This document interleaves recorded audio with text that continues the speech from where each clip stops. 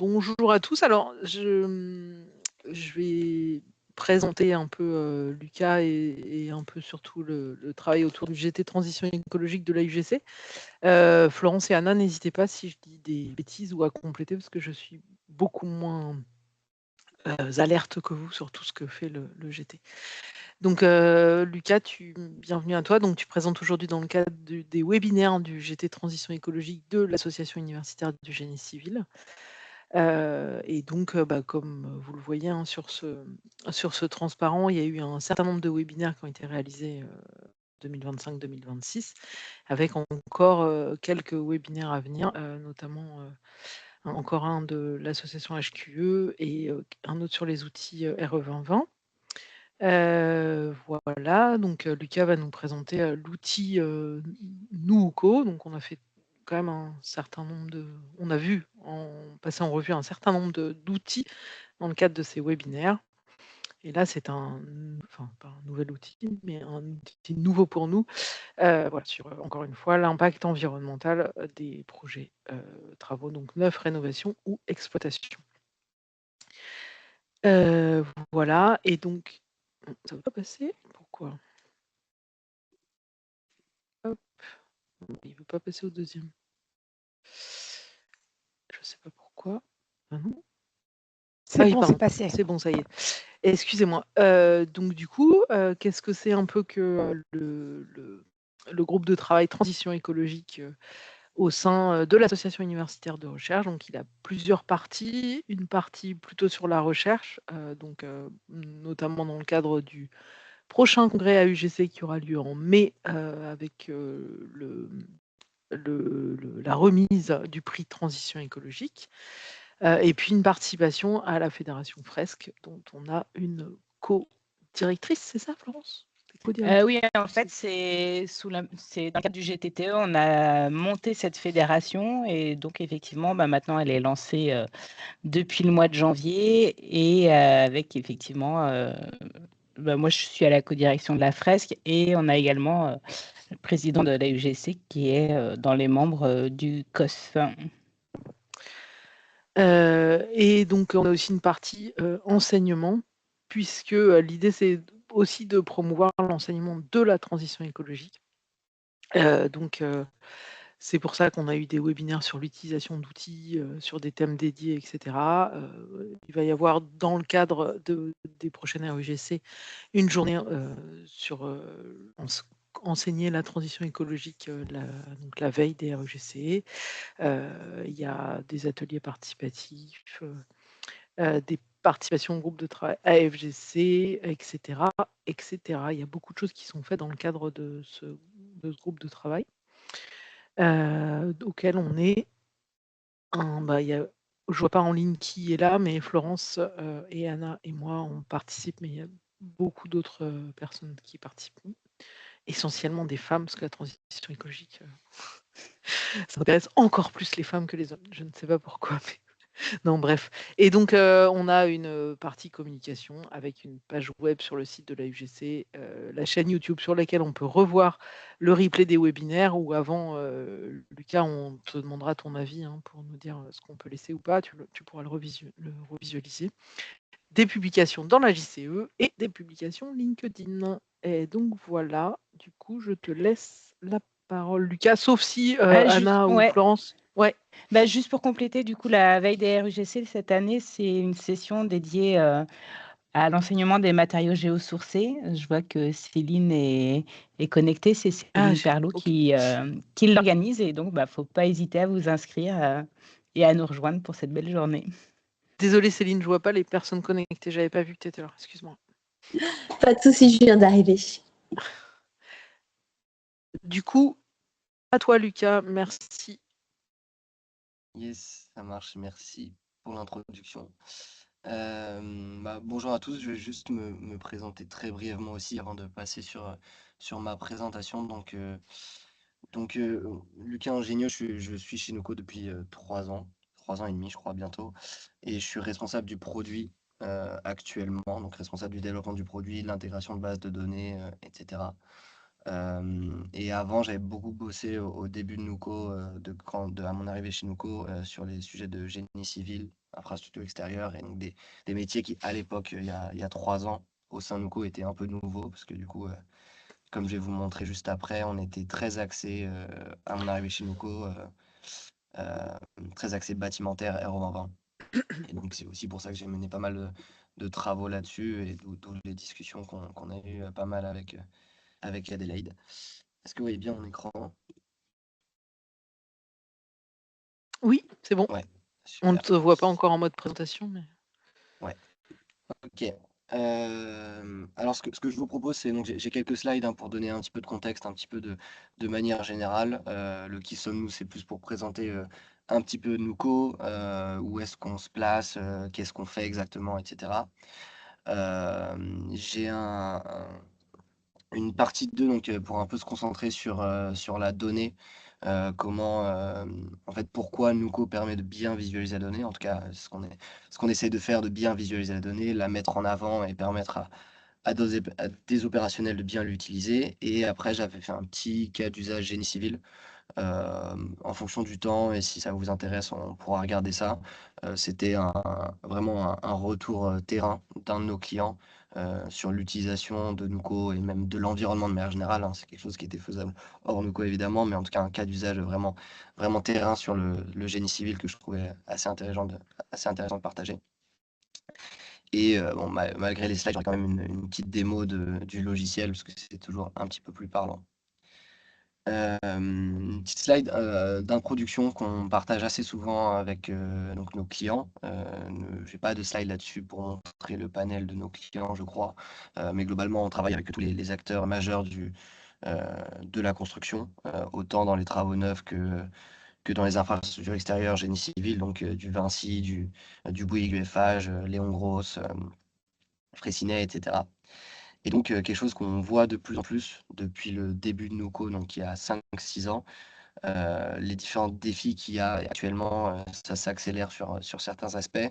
Il y en a un évidemment, donc vous avez sans doute entendu parler donc, de l'Aéro 2020, donc il y a une complexité réglementaire, E+C- et l'Aéro 2020, donc les plus aboutis à l'heure actuelle, mais on en a de plus en plus, un petit peu dans tous les sens. On a des réglementations françaises, on en a à l'échelle internationale aussi, on en a à l'échelle entreprise aussi avec du reporting carbone. Donc, quoi qu'il en soit, il y a un écosystème de réglementation, donc ce qui est plutôt une bonne nouvelle, mais forcément, ça rajoute une certaine complexité, parce que du coup, chaque projet ou chaque action menée par nos clients doit respecter ces normes, doit respecter ces réglementations. Et donc, pour quelqu'un qui est un petit peu extérieur à ça, ça devient assez compliqué à gérer, à tout comprendre, savoir qu'est-ce qui me concerne, qu'est-ce qui ne me concerne pas, etc. On a ce qu'on observe de plus en plus, notamment sur la typologie de métier, génie civil, ouvrage d'art, infrastructure extérieure, c'est qu'on a des appels d'offres, de plus en plus exigeantes. La plupart des appels d'offres, publics, ou non, intègrent en fait une partie, environnementale. Ça devient un facteur, assez important à prendre en compte. Donc c'est-à-dire que maintenant, on ne peut plus seulement raisonner avec l'euro, et donc on a dans nos appels d'offres, hein, dans les appels de clients, un besoin et une nécessité de répondre sur la partie environnementale, de battre des seuils, de montrer qu'on est bas carbone, etc., etc. Et donc forcément, ça rajoute une dimension en plus dans les appels d'offres qui est la partie environnementale. Et donc sans y adapter, c'est un petit peu plus compliqué. Et donc c'est aussi le cas du marché actuellement, c'est que certes, il y a plusieurs outils qui existent sur le marché, mais ils sont plus ou moins adaptés selon les différents usages. On fait pas la même, on n'a pas la même méthodologie, on n'a pas les mêmes enjeux dans le génie civil qu'en lot technique, en gros œuvre, etc., etc. Et donc, le carbone qui est un enjeu stratégique, on n'a pas forcément tous les outils pour, et donc forcément aussi ça multiplie un petit peu les outils, et le but étant d'uniformiser et la méthode et les données pour avoir quelque chose qui parle à tout le monde en fait. Et donc, évidemment, le dernier point, et là, on est beaucoup plus sur des enjeux opérationnels de nos clients, c'est évidemment le temps de calcul d'un calcul carbone. Les ordres de grandeur vont être très différents en fonction du type de métier, notamment dans le bâtiment. C'est souvent assez long de faire des calculs carbone parce qu'on a beaucoup, beaucoup de données, ce qui est moins le cas dans des projets plus petits ou en tout cas des projets par exemple d'infrastructure extérieure. Mais quoi qu'il en soit, c'est long de faire un calcul carbone avec une calculette Excel ou ce genre d'éléments, donc c'est souvent long. Et l'un des objectifs de Nuco et qu'on arrive à adresser, c'est le fait de diminuer drastiquement en fait ce temps de calcul en fait pour nos clients. L'objectif de Nuco, donc c'est donc un objectif un peu business, c'est de profiter de la contrainte carbone, en tout cas de transformer la contrainte carbone en un levier de rentabilité. Donc en fait, essayer de se démarcher en respectant des contraintes carbone et en montrant qu'on est en avance, qu'on maîtrise et qu'on est en adéquation avec les différentes réglementations et les objectifs qui sont imposés donc sur la réglementation. Donc le but de Nuco, c'est de gérer facilement tout ce qui est label et réglementation. Donc j'ai parlé de l'ER20, plus c'est moins. On peut parler de BREEAM à l'échelle internationale, LCBI aussi. En rénovation, donc on a le label BBCA. Donc tous ces labels et réglementations, l'objectif de Nuco est donc de tous les traiter assez facilement et de manière indolore. Le but aussi, c'est de valoriser les efforts, donc de répondre avec assurance aux exigences environnementales et de remporter des appels d'offres là-dessus. Donc en montrant qu'en fait, on a fait l'effort de sélectionner des produits bas carbone ou de faire des conceptions bas carbone avec moins de matériaux, etc. Et donc le but, c'est de les mettre en avant. Donc forcément, Nuco a aussi un gros objectif de modélisation d'un côté, mais aussi de livrables et de montrer tous ces efforts-là pour ensuite aller plus loin à ce niveau-là. C'est un logiciel utilisé par beaucoup d'opérationnels qui n'ont pas le temps forcément d'y passer des jours et des jours. Un autre objectif est donc d'avoir une prise en main assez immédiate.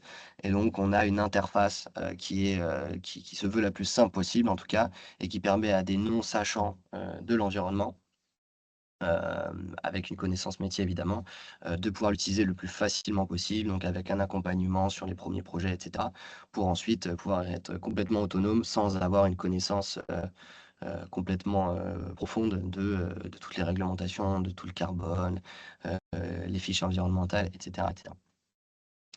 Et donc le but aussi, enfin l'un des objectifs qui permet d'adresser tout ça, c'est aussi le fait de faire un calcul carbone en 1 heure, en tout cas le moins de temps possible, en fonction forcément de la taille de son projet. Et ça, donc, nous, on a des outils qu'on met en place en 2026, d'autant plus grâce à l'IA qui permettent aussi d'aller beaucoup plus vite parce que forcément, l'enjeu quand on fait un calcul carbone, c'est de savoir trouver la bonne donnée. Et donc, c'est aussi ça le cœur de Nuco, c'est d'associer des données d'entrée et de projet à des données carbone, notamment grâce à l'IA pour faire gagner énormément de temps. OK, j'avais oublié que j'avais une slide sur du coup les logos et donc nos partenaires ou nos clients avec qui on a travaillé historiquement. On a été très axé au début de Nuco, donc notamment avec les Revin et puis Vinci Énergie au début. Donc on a été très axé l'eau technique. Donc on travaille avec toutes les entreprises que vous pouvez voir, des entreprises de l'eau technique. On travaille avec des maîtrises d'œuvre, des donneurs d'ordre, des fabricants, aussi avec des entreprises générales. Et donc un petit peu tous les corps de métier. Donc maintenant, on adresse autant le bâtiment neuf que la rénovation, que les projets de génie civil, que l'industrie aussi également, et même maintenant, depuis le début d'année, de la maintenance de bâtiments. Donc voilà, donc on travaille dans tout cet écosystème-là, et c'est que des gens avec qui on travaille ou on parle, en tout cas en tant que partenaire. Une dernière slide, je crois, sur le périmètre, on va dire, un petit peu spatial que permet de couvrir Nuco. L'objectif du logiciel, c'est donc d'avoir à toute temporalité en fait, de la chaîne de valeur du bâtiment ou de la construction, de permettre d'utiliser Nuco et donc de calculer et parler carbone, et donc d'avoir des données actionnables facilement. L'objectif étant ici de parler autant à des acheteurs qu'à des chiffreurs, à des commerciaux, à des équipes RSE. On travaille en phase projet. Je vais parler des autres phases, mais du coup, par exemple, en phase projet, en phase d'appel d'offres, on est capable d'intégrer l'indicateur carbone dans le chiffrage projet, de proposer et comparer des variantes bas carbone à l'échelle projet. On est capable en faisabilité ou en APS ou même avant une rénovation, d'avoir des simulateurs donc qui permettent d'estimer ces calculs-là. Le projet, c'est quelque chose de beaucoup plus poussé et précis parce qu'on a plus de données. Les simulateurs permettent d'anticiper en fait d'éventuels projets dans le futur. Donc, on a des simulateurs projets, simulateurs rapides qui permettent de faire des petits calculs au début pour commencer à anticiper ça. On met en place aussi une offre API, parce qu'on sait qu'on est un énième outil dans les mains de différents profils qu'on a vus ici. Donc le but étant pas non plus de multiplier les outils. Donc on a une offre API qui permet aussi de se connecter au logiciel de chiffrage, ou en tout cas au logiciel utilisé par ces différents acteurs, pour leur permettre de directement connecter les outils et donc via leurs outils du quotidien, en fait, pouvoir directement faire appel à Nuco et utiliser toute l'intelligence que je vais vous montrer juste après, toute la donnée et l'intelligence de Nuco derrière. On a également un outil de visualisation, ça je vais y revenir juste après, mais donc on a un catalogue qui permet aussi de ça, donc on est plus sur de la recherche, ou en tout cas regarder le marché bas carbone, où est-ce qu'on en est, quelles sont les données disponibles. Donc on a un catalogue qui permet notamment en phase d'appel d'offres de visualiser les produits disponibles, lesquels sont les plus bas carbone, avoir des relations avec les fabricants aussi. Par exemple, en lot technique, on peut trouver les disjoncteurs les plus bas carbone du marché, quel fabricant les fait, et donc avoir des contacts là-dessus. Donc nous, on se positionne un petit peu en tiers de confiance là-dessus, où on fait une relation entre ces différents acteurs. Et on peut également mettre en avant et challenger les fournisseurs existants. Donc ça a toujours été une vocation chez Nuco aussi, de challenger les fabricants pour les pousser en fait à fournir des produits bas carbone, à pousser leurs fiches, etc., parce que ça devient un autre levier que le facteur euro par rapport à il y a quelques années. Et ensuite, un tout dernier élément qui permet de finir la chaîne de valeur. Donc, on a un outil de business intelligence qui permet une fois qu'on a un grand pool de projets, ou en tout cas qu'on a utilisé Nuco pendant un certain moment, qu'on a modélisé pas mal de projets, d'avoir un reporting plus global et donc de connaître les équipements ou les matériaux les plus carbonés qu'on a utilisés,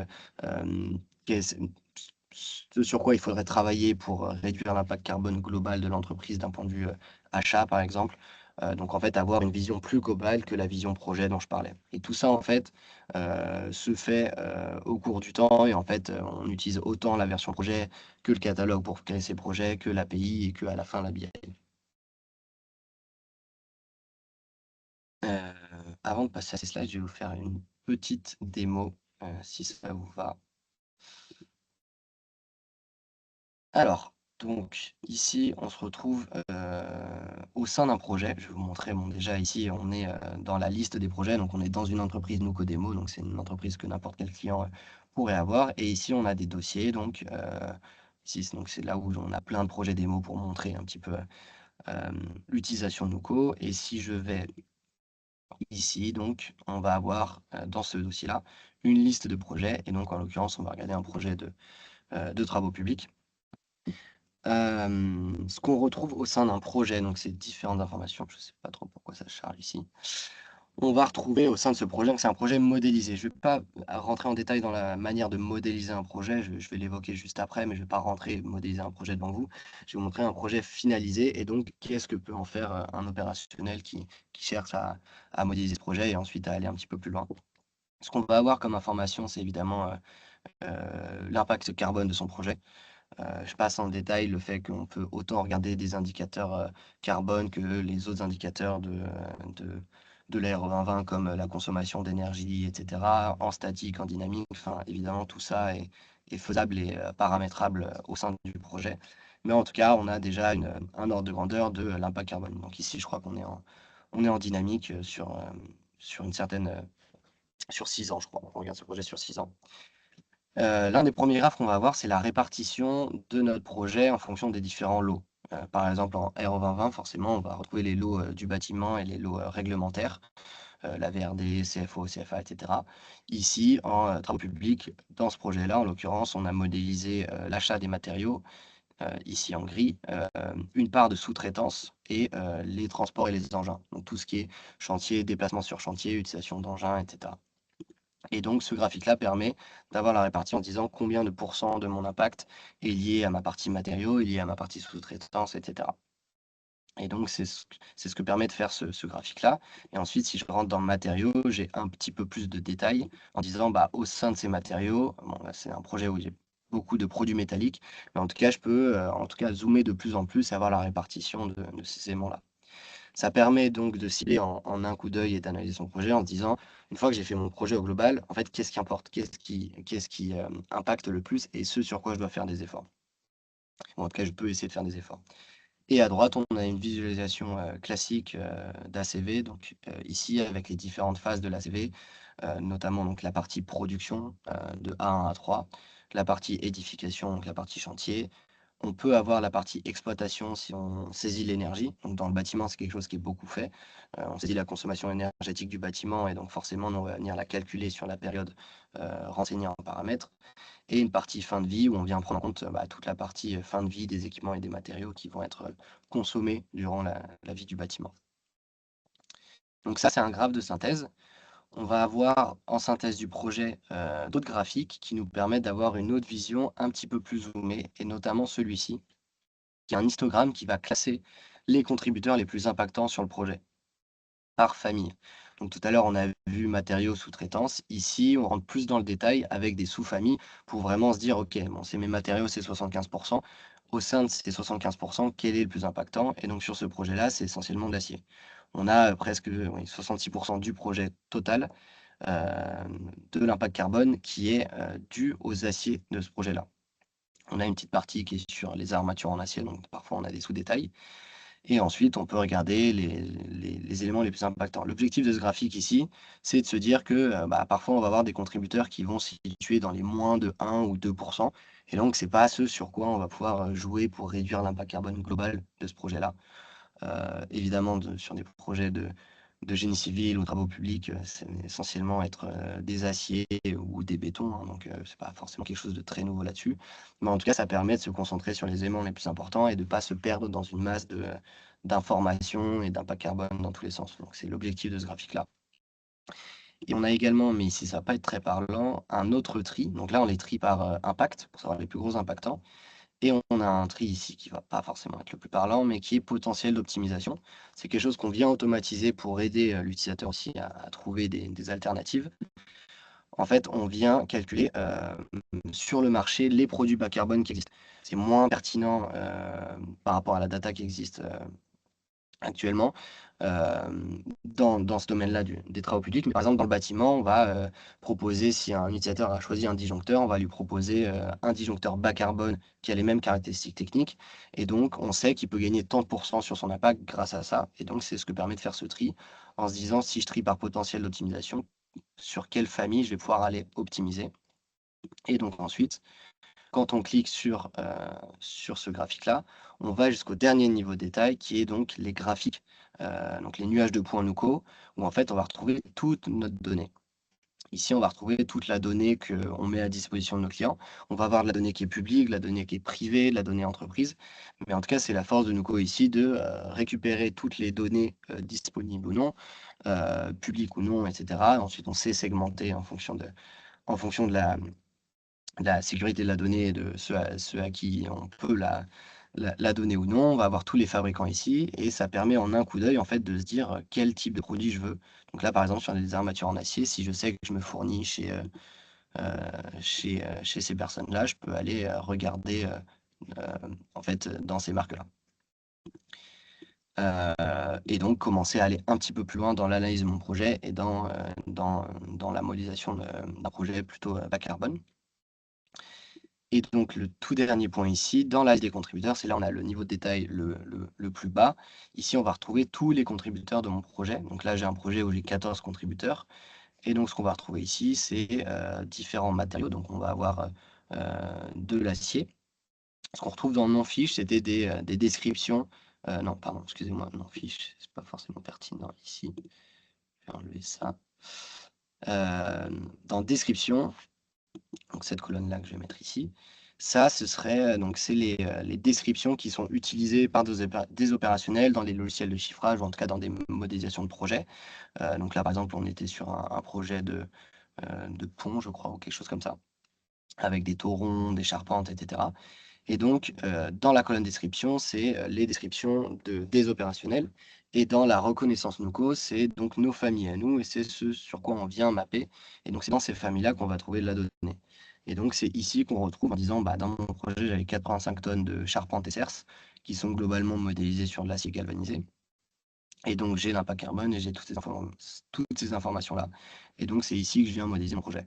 Je vais retrouver également mes services de sous-traitance, donc qu'on a mis en ratio monétaire sur des services de sous-traitance de construction. Et donc, parce qu'on avait dans le projet initial des services de montage, des échafaudages, services logistiques, etc. On retrouve également une partie chantier ici avec des transports, de l'utilisation de GNR, des engins, du fret, enfin des transports de marchandises ou des transports d'humains. Et donc, on a tous ces éléments-là. Et donc, c'est comme ça qu'on est venu modéliser ce projet, en modélisant la partie matériaux, en saisissant la sous-traitance et la modélisation d'engins. Et toute dernière chose pour finir ma démo, on a, une fois qu'on a fait ça, la possibilité de faire une comparaison avec un autre projet, ou en tout cas de créer une variante pour justement mettre en avant des variantes bas carbone. Donc là, par exemple, je suis venu créer un deuxième projet qui s'appelle Projet Démo TP Optimisation. Et donc, on regarde que de base, le projet que j'avais modélisé en étant très générique et en faisant pas beaucoup d'efforts était à 340 tonnes de CO2. Le nouveau projet que je suis venu, où j'ai fait un petit peu plus d'efforts, donc j'ai fait des variantes en utilisant de l'acier recyclé à 50%. J'ai également relié la base vie. En fait, c'est le cas d'usage génie civil que je présenterai peut-être à la fin. Mais quoi qu'il en soit, je suis venu faire des efforts dans certains scopes. Et donc, j'ai réduit mon impact carbone en passant de 340 à 282. Et je peux rentrer un peu plus dans le détail en disant ce sur quoi j'ai gagné du carbone. Par exemple, si on regarde les lots qu'on avait vus, donc matériaux, sous-traitance, transport engin et de l'énergie, on a beaucoup gagné sur les matériaux. Donc, c'est ce que je disais, on a utilisé 50% de l'acier recyclé, je crois, sur les aciers de base. La sous-traitance, on n'a pas changé grand-chose. C'est pas un levier qu'on peut vraiment, en tout cas, pas d'un point de vue quelqu'un qui sous-traite sur ce projet-là. Par contre, sur les transports et engins, on a beaucoup gagné parce que on a, il me semble, oui, c'est ça, relié à la base vie, donc on a diminué les transports ou la consommation d'énergie. Je sais plus le détail exactement. Mais en tout cas, ça permet de mettre en avant ça en disant, regardez, moi, je propose des solutions bas carbone qui me permettent de gagner tant d'un point de vue transport et engin, qui me permettent de gagner tant d'un point de vue matériaux. Et évidemment, si on veut aller voir le projet en détail pour pousser ce projet-là plus en avant, après, on peut aller l'ouvrir, parce que c'est un projet indépendant. Et donc, on peut regarder en détail, regarder l'acier galvanisé qu'on a utilisé, etc., etc. Et donc, tout ça, on peut en faire des livrables ici, des livrables PDF, des livrables Word pour, comme je disais tout à l'heure, rendre beaucoup plus actionnelles nos actions, mettre en avant nos actions lors d'appels d'offres, etc., etc. Avant que je revienne sur la présentation, est-ce que vous avez des questions sur le logiciel, sur des choses que j'ai pas forcément expliquées?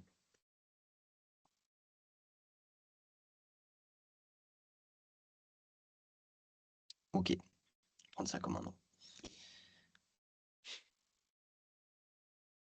Hem, je vais revenir un petit peu sur la Attends, je crois qu'il y a une visualisation. question. Ouais.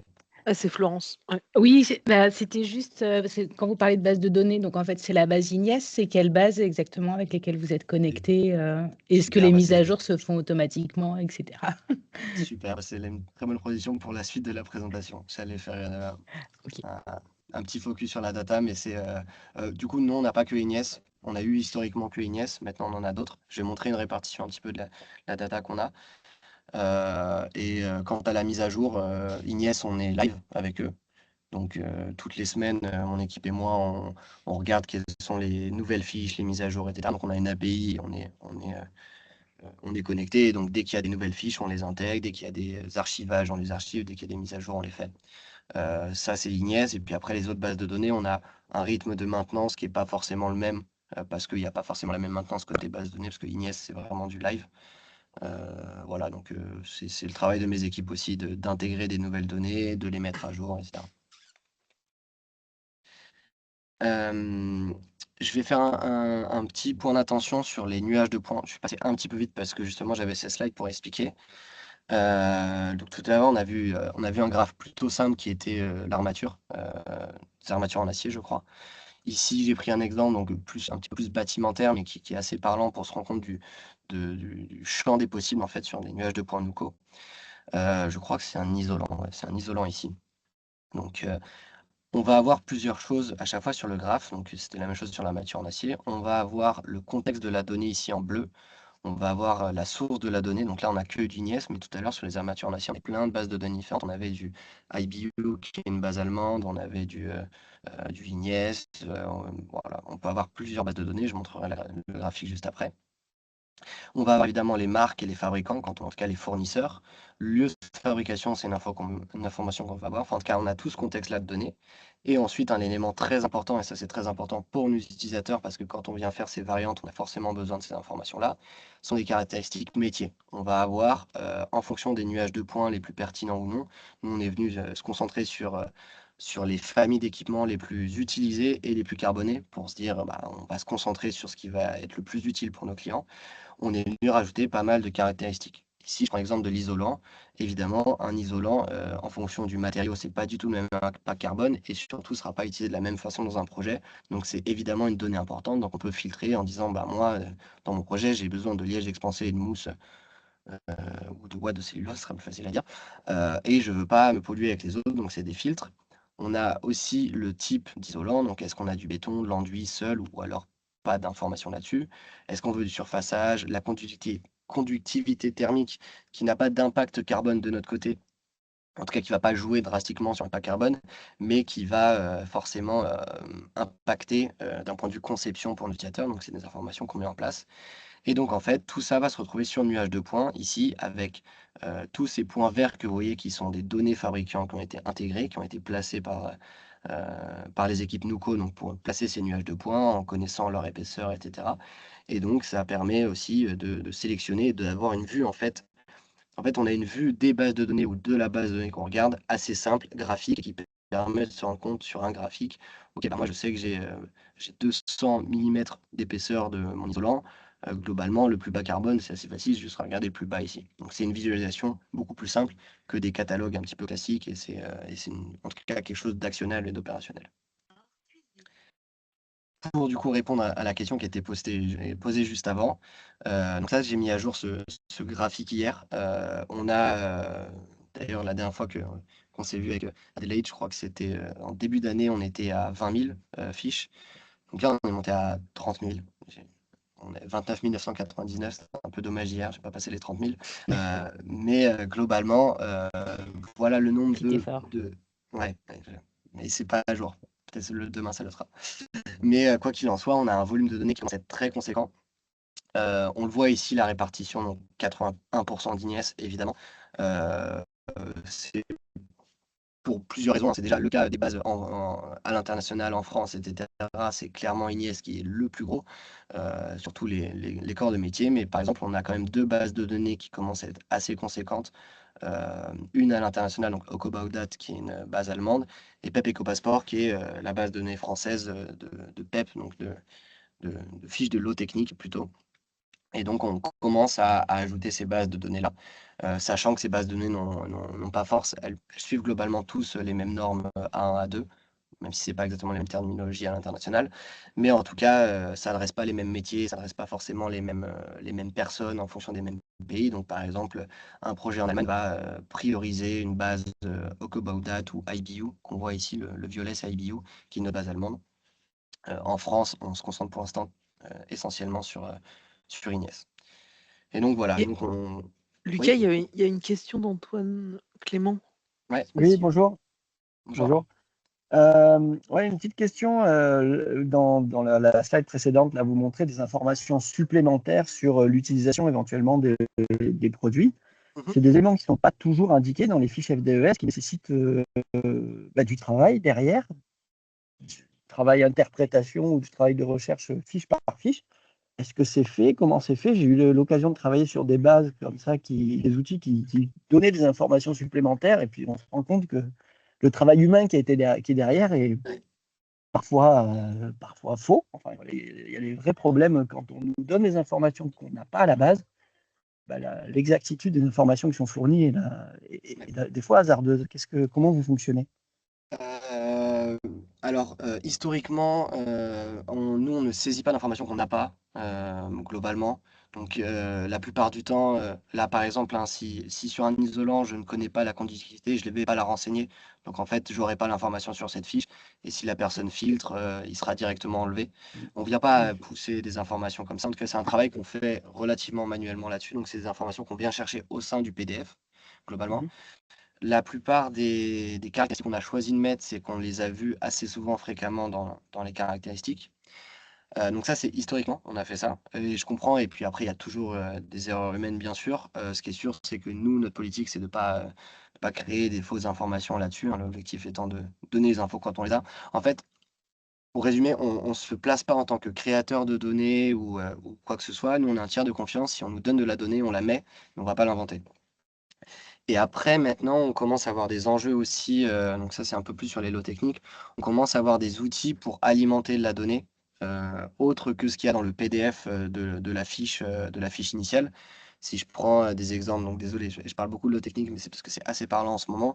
Des informations qu'ils ne mettent pas dans le PDF, des caractéristiques, par exemple, de pompe à chaleur, ça, on va les avoir dans d'autres outils et donc on va pouvoir, nous, faire le lien et en fait, alimenter notre donnée à partir de ces informations-là. Mais du coup, c'est des choses qu'on va automatiser, aller chercher. Mais par contre, c'est rarement des choses qu'on va, enfin rarement, voire jamais, des choses qu'on va créer ou estimer. Ok. Et dernière question, comment est-ce que vous avez vérifié la compatibilité des bases de données entre elles? Je veux dire, les règles de coupure, les règles d'ACV peuvent être différentes.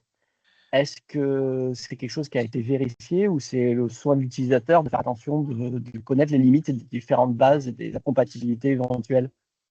C'est une excellente question. C'est un petit peu ce que j'évoquais, ici. C'est en cours actuellement. Donc nous, c'est pas directement dans le logiciel actuellement.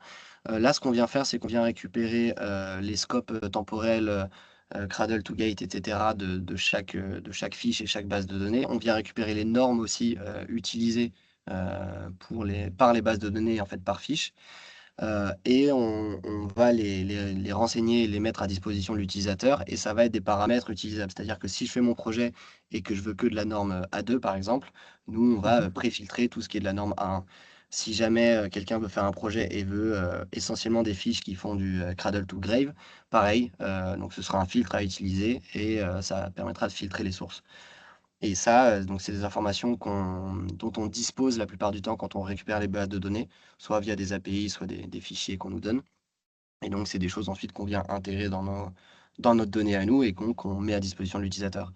On n'a pas pour l'instant et c'est pas prévu parce que, on n'a pas forcément le recul adéquat pour l'instant. Pour l'instant, ce qu'on veut faire, c'est mettre à disposition ces données-là, ces informations de scope, de normes utilisées et cetera et ensuite à l'utilisateur de choisir au sein de son projet de se concentrer sur telle norme, de tout utiliser, de pas forcément filtrer. Ça, c'est pour des projets non réglementaires. En réglementaire, si quelqu'un fait un projet R2020, de toute façon, il n'a pas le choix, il utilise que du Ignias.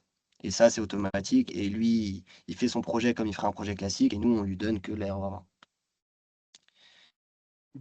Ouais, je sais pas si ça répond à la question. Oui, oui, si, en partie. Dernière, les fiches sont-elles extrapolables ou pas? C'est-à-dire? Genre, j'ai une fiche FDS avec un isolant de 15 cm, je peux modifier l'épaisseur, je peux extrapoler la fiche avec une épaisseur variable. Je comprends. Alors ça, je l'ai pas trop évoqué, mais c'est les courbes qu'on voit ici. Nous, on ne vient pas permettre d'extrapoler une PEP ou une FDES. On considère que si tu utilises cette PEP, c'est ces conditions-là. Par contre, ce qu'on vient faire quand on fait des projets avec de la donnée générique, c'est ces courbes-là qu'on voit. On voit sur ces courbes qu'il y a des points bleu foncé. Ces points bleu foncé sont les dead, et c'est ces dead qu'on est venu nous extrapoler pour justement permettre de se dire, par exemple, ils ont créé une dead avec telle épaisseur. Bah, on sait que tout le monde n'a pas, là je prends celle-là hein, qui est à 200, on va dire. Bah, on sait qu'on peut être un peu en dessous, un peu au-dessus, et donc on est venu créer ces courbes en extrapolant des dead. Mais ça, c'est de la donnée NUCO, donc on a extrapolé des dead, et ça, c'est possible pour la donnée générique. Pour les PEP et les FDES, non, pour le coup, il faut choisir sa PEP ou sa FDES. Ou alors, c'est ce qui est fait dans les lots techniques, il y a des extrapolateurs qui sont utilisés, et donc qui vont faire des sortes de gammes de produits, et là, elles sont disponibles. C'est les fiches, c'est le configurateur PEP EcoPassport qui permet d'avoir une granularité beaucoup plus fine à partir d'un même produit Ignias. Mais par contre, si je choisis un isolant de 20 mm, je ne peux pas l'extrapoler à 25, le même produit, quoi. Ok, merci. Pas de problème. Et ben, c'était ouais, c'est vrai que j'avais mis ces slides qui étaient assez parlantes aussi. On a eu récemment, donc sur Ignies, depuis 1 an et demi, ils ont mis en place avec PEP EcoPassport, un configurateur PEP EcoPassport qui permet, une fois qu'on a mis sa fiche de l'eau technique sur PEP EcoPassport, de pousser ensuite des gammes de produits pour ce même élément. Donc avant, ils intégraient une fiche unique et ils mettaient dans le PDF des règles d'extrapolation. Maintenant, en fait, ils intègrent directement un fichier avec plein de fiches configurées dedans qui vont couvrir cette gamme de produits. Et donc ça, c'est des extrapolés de fiches PEP.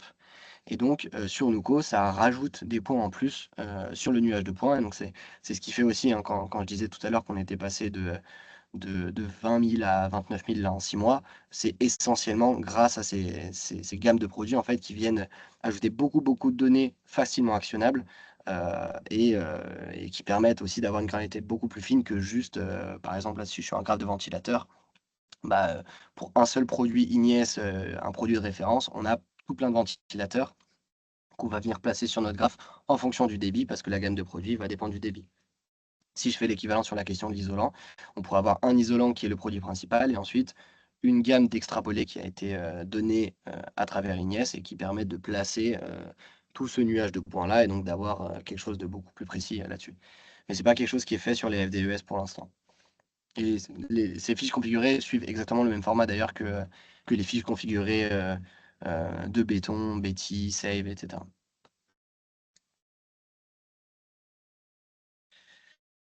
Si j'ai pas d'autres questions, je ne sais pas combien de temps il me reste, mais si jamais il me reste un peu de temps et que j'ai pas d'autres questions, je peux vous montrer le cas d'usage de génie civil si ça vous va.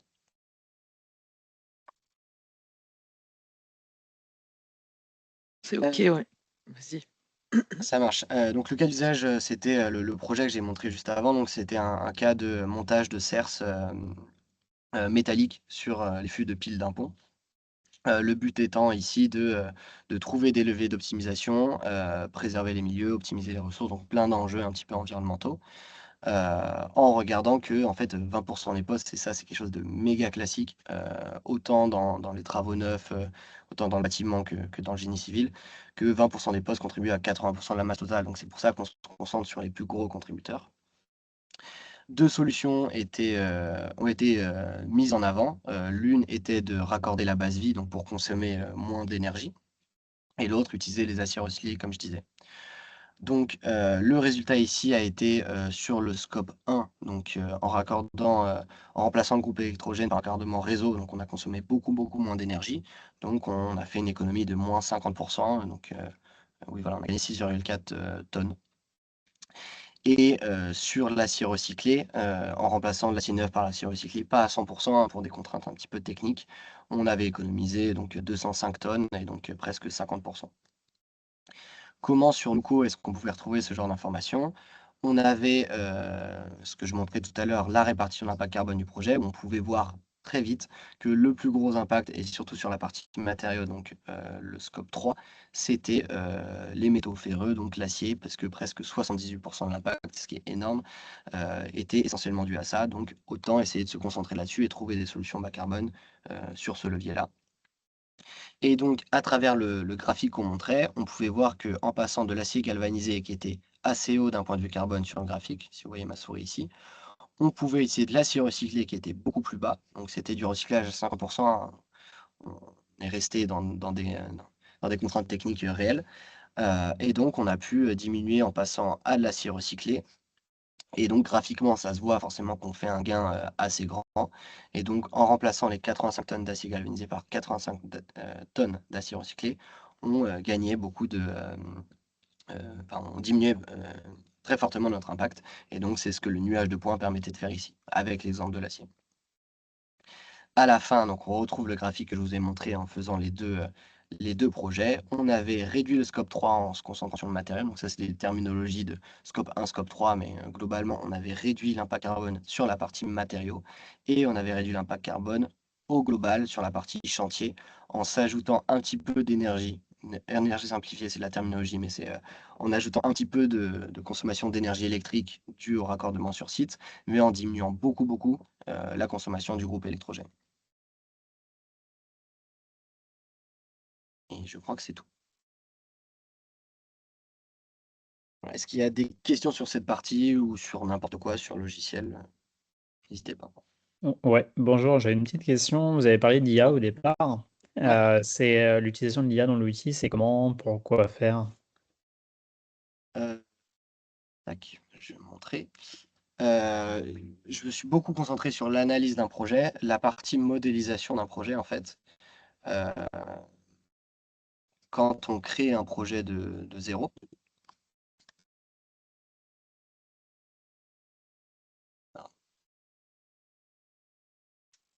si je crée un projet ici, je vais vous montrer le test, peu importe.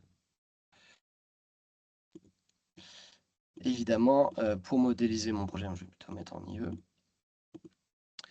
Je vais avoir besoin de lui renseigner les contributeurs de mon projet. Donc, peu importe le projet, hein, dans le bâtiment, c'est ma liste d'équipements et des matériaux.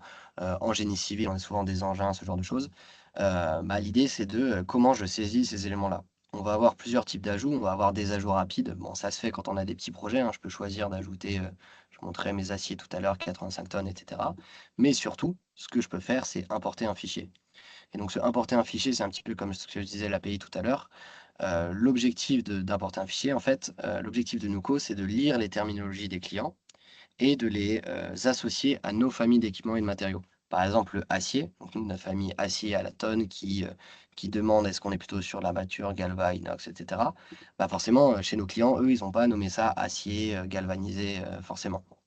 Et donc, le but, c'est de lire leur terminologie et de venir les ranger dans nos familles pour associer des familles d'équipements. Et donc, c'est ce que vient faire, c'est ça que fait notre modèle d'IA. Donc, on utilise l'IA à d'autres endroits, mais c'est ça le cœur un petit peu de Nuco. C'est de venir faire ce matching-là en important un fichier. Et donc, si je choisis, tac, tac, tac.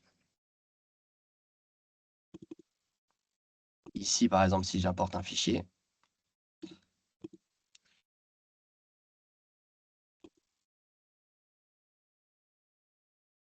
là, notre IA va tourner et va faire la reconnaissance entre les libellés qui ont été saisis par l'utilisateur et nos familles d'équipements.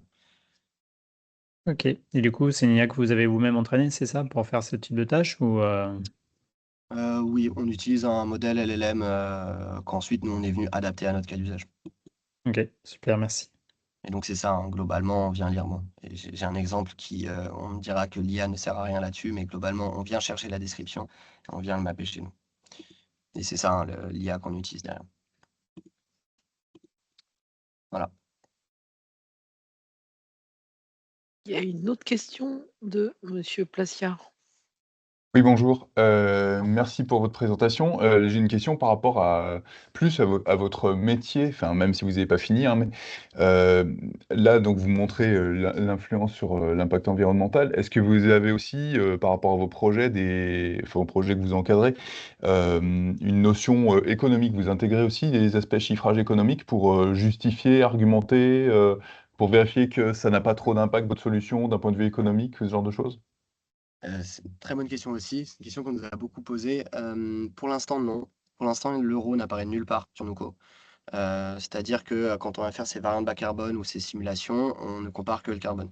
C'est quelque chose qu'on prévoit cette année de faire de deux manières. On prévoit de permettre à l'utilisateur de renseigner son euro pour justement montrer, OK, j'ai une variante bas carbone, mais qu'est-ce que ça fait sur l'euro, donc de la saisie manuelle.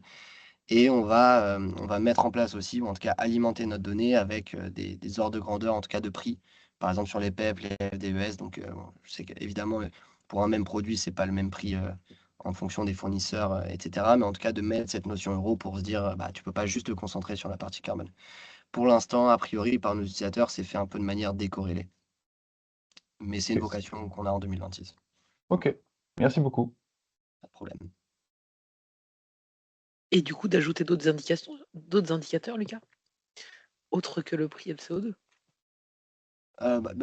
Les autres indicateurs environnementaux, on les a pour la plupart des bases de données.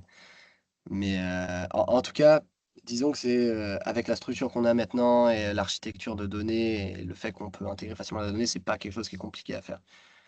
Et sur l'environnement, on a plus des problèmes en fonction des bases de données, les autres indicateurs sont pas tous bien mis, quoi.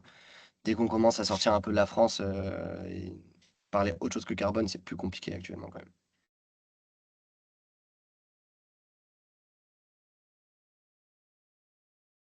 Est-ce qu'il y a encore des questions? Oui, si on n'aborde pas la question du prix et du coup pour l'utilisation en université, comment fonctionnent les licences et la tarification pour l'éducation? Et, j'ai pas de réponse là-dessus. Je pense que nous, c'est quelque chose qu'on a déjà un petit peu fait. En tout cas, faudrait voir le modèle un petit peu par qui ce serait utilisé ou quoi. Nous, on n'a pas trop de problème à venir présenter le logiciel, à fournir des licences à minima de test ou des licences étudiantes là-dessus pour se faire la main et faire des projets. C'est même quelque chose qui nous plairait, hein, parce que enfin, on est convaincu aussi que le passé, que passer un peu côté académique, c'est une bonne chose et pas rester sur la partie industrielle. Donc là-dessus, c'est à creuser. Je ne peux pas te répondre là tout de suite, mais en tout cas, c'est quelque chose qu'on aimerait bien faire assez facilement et sans que ce soit forcément trop cher, quoi. Bah, actuellement, on paye, moi je suis en IUT, hein, donc bac plus 3, enfin, de 1 à 3, on fait de la CV à peu près à chaque année, et chacun des niveaux, et on utilise des logiciels qui sont absolument pas satisfaisants aujourd'hui. Moi, j'ai pas trouvé encore le logiciel qui me plaît. Ce que vous proposez semble être pertinent, mais bon, il y a aussi la question de la maintenance de tout ça, et évidemment, nous, on a 300 étudiants. Les questions de licence, c'est vraiment un paramètre très important dans l'utilisation des outils. Donc, Ouais. si vous me dites que vous êtes ouvert à une utilisation académique à un coût très limité, c'est une politique qu'il faut définir, en tout cas clairement. Ouais. On en avait discuté un petit peu avec Adélaïde, on n'a pas défini plus que ça. Ce qui est sûr, c'est qu'on peut pas forcément faire du tout la même logique qu'on fait avec des industriels. Mais en tout cas, on a déjà bossé avec des académiques, notamment, je pense, avec une école d'ingénieurs. Donc à voir. Après, le fait est qu'actuellement, Nuco fonctionne à la licence, en effet. On peut en ouvrir ou non, mais en tout cas, il faut se connecter sur un site internet à la licence. Après, il n'y a pas de notion vraiment de maintenance, hein. Nous, il n'y a pas de fichier à télécharger ou quoi que ce soit. Donc je sais que ça réduit aussi un petit peu les frictions. Donc ça, il n'y a pas trop de problème. Donc pas de problème. Je peux regarder et faire une réponse beaucoup plus précise à l'écrit. En tout cas, fournir à Adèle la réponse sans problème. Oui, je pense que c'est quelque chose qu'effectivement, qu'on aimerait bien autour de l'écran, là, parce que c'est quelque chose qui pose problème à tout le monde, ce prix qu'on peut mettre dans un logiciel dans les universités, dans les UT, dans les écoles d'ingé. Donc ça serait pas mal, effectivement, si vous pouviez y réfléchir Ouais, au sein ça de marche, Nuco. j'en Ce serait parlais top. avec Guillaume, le problème.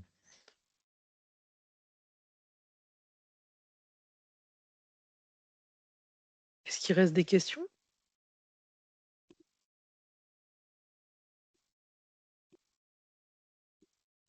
Et ben, du coup, il va nous rester juste à remercier Lucas. Merci beaucoup pour ta présentation, très claire, comme toujours, qui a suscité pas mal d'intérêt, donc c'est chouette. Écoutez, je vous souhaite une bonne après-midi, et puis ben, à bientôt. Merci à tous. Au revoir. Merci. Merci, à Au bientôt. revoir. Au revoir. Merci, Merci, au au revoir. revoir à tous. Bonne journée. Au revoir. Merci.